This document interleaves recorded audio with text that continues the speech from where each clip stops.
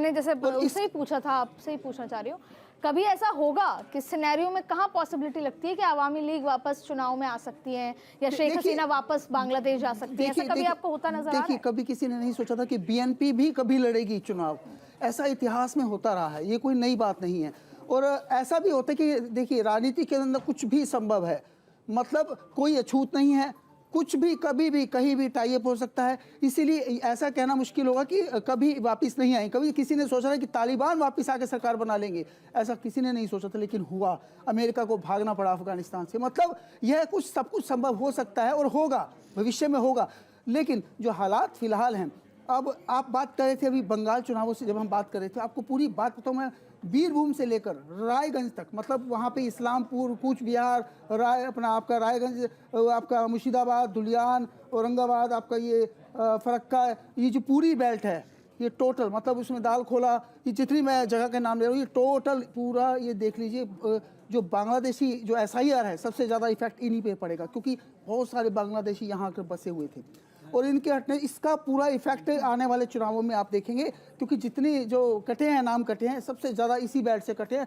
मतलब ये पूरी बेल्ट के अंदर आप देखेंगे तो आज मुर्शिदाबाद तो खैर धुलियान वगैरह ये सारा बॉर्डर एरिया है, पूरे यहाँ से काफ़ी लोग बड़ा इजी तरीके से, बहुत ही आसान तरीके से आते जाते रहे हैं। लेकिन पिछले काफ़ी समय से, जब से BSF को पावर्स ज़्यादा दिए गए, उसके बाद कंट्रोल हुआ है। लेकिन आज भी लोग वहाँ पर, मतलब जो लोकल गांव के हैं, कुछ गांव ऐसे हैं जो बॉर्डर के उस पार इस पर आना बहुत संभव है। लेकिन क्योंकि वहाँ से, आपको बता दूं एक बड़ी बात, कि बंगाल और बांग्लादेश बॉर्डर की जो लैंग्वेज है, उसमें भी फ़र्क मिलेगा आपको। बेशक आप मेरी बात से सहमत होंगी, वो लैंग्वेज भी अलग है, क्योंकि मैं पूरा बंगाल घूमा हूँ, पूरा बॉर्डर एरिया में देखा है, मैं गया हूँ उन एरियाज़ के अंदर। तो ग्राउंड रियलिटी में आपको बता रहा हूँ, वहाँ की लैंग्वेज भी चेंज है। तो वो ये सब बांग्लादेशी अब वहाँ से निकल चुके हैं। ज़्यादातर कोशिश में है कि कहीं ना कहीं वो वापस चले जाएं। ये SIR होने के बाद वो वापसी आएंगे, क्योंकि अभी हालात वहाँ पे बहुत। एक बात जो तब भी ममिता जी भी बोल रही थी SIR को लेकर के, SIR को घुसपैठिया से जोड़ना ये हमारा अल्प ज्ञान है और या फिर राजनीति है। जैसे नरेंद्र मोदी जी ने कहा कि घुसपैठिया से लोगों को दूसरे देश तो भगाना चाहते हैं, हमारे देश में लोग चाहते हैं कि घुसपैठिया बने रहें। उनका भी इशारा SIR की तरफ है। अगर आप वास्तव में घुसपैठिए से चिंतित हैं, उसको देश से हटाना चाहते हैं, तो हमारी सरकार के पास कोई कार्यक्रम नहीं है, कोई कैंपेन का कार्यक्रम नहीं है कि घुसपैठिया को चिन्हित करो, उसको ड्यू प्रोसेस से बाहर भेजो। SIR को अननेसेसरली, जो कि घोषित रूप से घुसपैठिया हटाने का कोई कार्यक्रम ही नहीं है। चुनाव आयोग भी बोल चुका है, इससे पहले बिहार में भी हुआ, एक भी घुसपैठिया नहीं मिला। लेकिन भ्रम पैदा ऐसा किया जा रहा है कि SIR से सारे घुसपैठिया चिन्हित भी हो जाएंगे और उसको हम बाहर भी भेज देंगे। ये पॉलिटिक्स है, ये चुनावी लाभ लेने की पॉलिटिक्स है, या फिर हम बिल्कुल जानते ही नहीं है, यूं ही बोल रहे हैं। सर एक बात बताइए, SIR से वो वोटर जो या तो मर गए लेकिन उनका वोट है, या शिफ्ट हो गए दूसरे राज्य में, उनका फिर भी वोट चल रहा है, या जो लोग इस देश के नहीं हैं फिर भी यहाँ के वोट कर रहे हैं, जिनके पास 2002 से लेकर अब तक का कोई डेटा एज सच नहीं है, तो फिर आ गए ना सर घुसपैठिए। अब मैं फिर रिफ्रेश करना चाहूँगी। मैं तो बंगाल का सबसे बड़ा उदाहरण लेती हूँ, बिहार का ले लेती हूँ, उस इलाकों का ले लेते हैं, थोड़ा बहुत राजस्थान, सारे बॉर्डर, गुजरात की बात कर लेते हैं। भाई जैसे ही SIR की बात हुई, क्यों वो लोग जो मॉडर्न टाउन में रहते थे, बड़ी कॉलोनी, वो खाली हो गई। तो भले ही हमारा SIR का जो नेम प्लेट है वो ये है कि कोई भी वो वोटर जो वहां का नहीं रह रहा हो, जिंदा नहीं हो, वो जाएगा, लेकिन उसमें घुसपैठ तो घुस आए ना सर। सफाई हो रही है ना, हमारा उद्देश्य कुछ भी हो, सफाई तो हो रही है ना सर। एक बात मैंने पहले भी कहा कि बिहार में एक भी घुसपैठिया नहीं मिला, SIR हो गया। दूसरी बात, वो सारे फैक्टर्स जो हम बता रहे हैं कि SIR के में जो जिसको वोटर लिस्ट में नहीं होना चाहिए वो हट जाएगा, हम बता रहे हैं। लेकिन आज भी, अभी आज की ताज़ा खबर है कि चुनाव आयोग ने ये मान लिया है कि वो सॉफ्टवेयर जिसने कि डिलीशन किया है उसमें खामी है, और उसमें किसी का नाम का व्याकरण गलत, वर्तनी गलत होने के कारण, या फिर वो वीमेन जिनका टाइटल बदल जाता है, या दूसरे कारणों से भी ये नाम डिलीशन हुए हैं।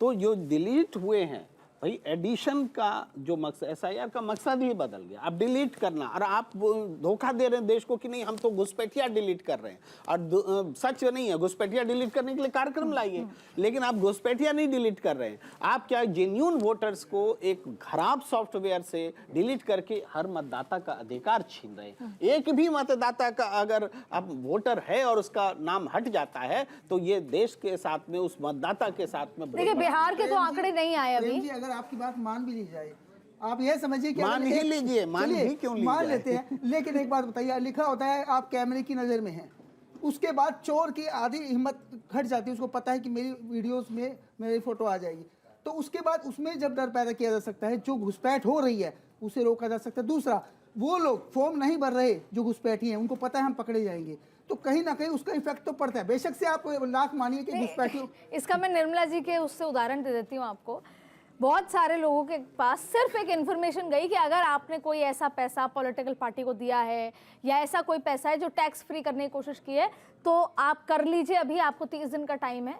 मैंने इतने सारे लोग देखे, नहीं तो फिर आप पे कार्रवाई होगी। तो बहुत सारे लोग मैंने देखा कि उन्होंने हिसाब किताब बिठा लिया कि अरे फालतू कार्रवाई हो जाएगी, जबकि वो ऑटो जनरेटेड मैसेज है बस। तो कहीं ना कहीं ऐसा तो नहीं है प्रेम कुमार जी की बंगाल में इसका फायदा सरकार को देखने को मिल सकता है, क्योंकि जैसा मौमिता जी बता रही हैं इतनी बड़ी संख्या में लोग चले गए तो दीदी को टेंशन तो हो ही रही है। आपको लगता है इस पूरे प्रक्रिया का फायदा बीजेपी को देखने को मिलेगा? देखिए, पहली बात तो ये है कि अभी तक मैंने अभी पहले जो बताया कि पूरी तुष्टीकरण की राजनीति भारत पे होते आ रहे हैं, तो कोई एक ही पॉलिटिकल पार्टी जो हिंदुओं के बारे में बात करते हैं, क्योंकि उनको हिंदुओं को बचाना है। बंगाल का भी ऐसी स्थिति है, जैसे आप बोल रहे थे कि कॉलोनी खाली हो गया तो वो गुलशन कॉलोनी, मैं सर को वही बोल रही थी। तो बंगाल में ना कोई भी हिंदू अगर कुछ धर्म रिलेटेड कुछ बातें करता है तो उसको बोला जाता है कि आप सांप्रदायिक हो। अब एक बात बताओ अदिति जी, अगर आप कोई भी कंट्री में चले जाइए, आप देखेंगे क्रिश्चियन अपनी बातें कहेंगे, मुसलमान अपनी बातें कहेंगे, जीव्स अपनी बातें कहेंगे। कुछ हिंदू ने जब अपनी बातें कहे उसको बोला गया कि आप सांप्रदायिक हो। अरे हिंदू अगर सांप्रदायिक है तो याद करना चाहिए कि जीव्स ने कैसे जीसस क्राइस्ट को मारा था, कैसे कील डाली थी उनके ऊपर। इतने लंबे समय, इतने बड़ी संख्या में हिंदू वोटर हैं वहाँ, इतने लंबे समय ममता दीदी की पॉलिटिक्स को कैसे चलने दिया? मतलब मैं समझना चाहती हूँ, कोई विरोध या कोई उस तरीके का रिटेलिएशन नहीं दिखा। मैं बताती हूँ, सबसे पहले उन्होंने जो किया था 2011 में, जो मौलाना है उन लोगों के लिए वो इमाम का जो स्टाइफेंड चालू कर दिया था, जो कि कॉन्स्टिट्यूशन विरोधी है, वो संविधान विरोधी है। संविधान में ऐसा मतलब धर्मियों रिलीजियन की फैक्टर्स में किसी को ऐसा पैसा देना इट्स नॉट लीगल, ये संविधान में है नहीं। ऐसे किया। फिर उन्होंने क्या किया, जब ये हाई कोर्ट से ऑर्डर आया था 2 साल बाद उसके, तो वो वक्फ के मतलब नाम पे वो करने लगा। फिर 2021 में वो सेम चीज़ हिंदुओं को खुश करने के लिए जो प्रिस्ट होता है हिंदू, उन लोग को देने लगा। और अभी क्या है कि कुछ भी हुआ तो कुछ मुर्शिदाबाद की जो घटना जब घटी तो उन्होंने चले गए कहाँ, वो इमाम के साथ मीटिंग करने। उनको एक बार भी टाइम नहीं मिला। जो विक्टिम फैमिली, वो हरगोविंद दास, चंदन दास और भी बहुत सारे लोग जिनके घर जल गई थी, उनसे जाके बात की, कोई कंसोलेशन उनसे किया ही नहीं। अभी क्या है कि कुछ भी हुआ तो कुछ मुर्शिदाबाद की जो घटना जब घटी तो उन्होंने चले गए कहाँ, वो इमाम के साथ मीटिंग करने। उनको एक बार भी टाइम नहीं मिला। जो विक्टिम फैमिली, वो हरगोविंद दास, चंदन दास और भी बहुत सारे लोग जिनके घर जल गई थी, उनसे जाके बात की, कोई कंसोलेशन उनसे किया ही नहीं। और अभी बोलते हैं कि यहाँ पे बंगाली में कोई मतलब बंगाल में कोई सीधा सिंपल ये सवाल है, जितनी बड़ी संख्या में हिंदू हैं वो अब तक इतने साल, ममता दीदी लंबे साल से सत्ता में है, रिटेलिएट क्यों नहीं हुआ? फिर क्योंकि वो हिंदुओं के लिए कुछ किया ही नहीं, सिर्फ पैसा देकर उसके मुंह बंद रखते हैं। जैसे कि लक्ष्मी भंडार, कन्याश्री, ये सब देखकर उनको वो किया जाता है। और अगर कुछ प्रॉब्लम में होता है, जैसे कि आरजी कर अगर हम बात करें, तो क्यों लड़कियों के मतलब उनको क्यों मारा गया था? क्योंकि कुछ रैकेट के बारे में शायद कुछ पता चल गया था उसको। तो ये भी आपको एक देखना है एक बात अदिति जी, जैसे बंगाल ना अभी क्या है कि लड़कियों के लिए बिल्कुल अनसेफ बन चुका है, क्योंकि वहाँ पे रेप भी होता है तो कोई पैटर्न फॉलो करके होता है। जैसे कि एक लड़की जा रही है, कोई लड़का देखकर अरे बाप रे कितनी सुंदर है, चलो रेप करता है, ऐसा नहीं होता है। वहाँ पे एक पैटर्न फॉलो किया जाता है। जैसे कि सपोज किसी को कुछ पता चल गया तो उसके हिसाब से रेप होती है कि मतलब, और वो भी रेपिस्ट भी वही होता है कि जिसके ऊपर पॉलिटिकल सपोर्ट होते हैं, क्योंकि प्रशासन नाम की लोगों को समझ आ रहा है।